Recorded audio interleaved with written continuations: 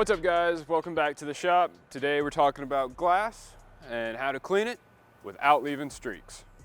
So there's two main reasons why you're leaving streaks. One, you're cleaning on like a really hot day and the cleaner may be drying out too quickly on the glass, leaving behind that chemical residue. Two, it could also be the towels that you're using. If your towel isn't absorbent enough, you might not be picking up the dirt and grime and cleaner, and you're really just kind of smearing it around on the window.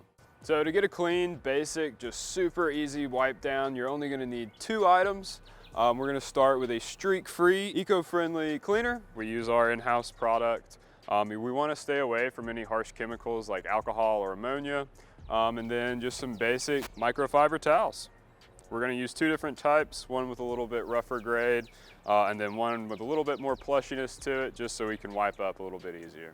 I'd recommend getting some microfibers you dedicate to only using on your glass. You don't want to use these with other cleaning products and then spread that onto your glass, again causing streaks. I like to switch between two different types of micros. The first one is gonna be a less absorbent cloth and a little bit rougher. We're gonna use this towel first to agitate the grease and debris and get it loose from the window.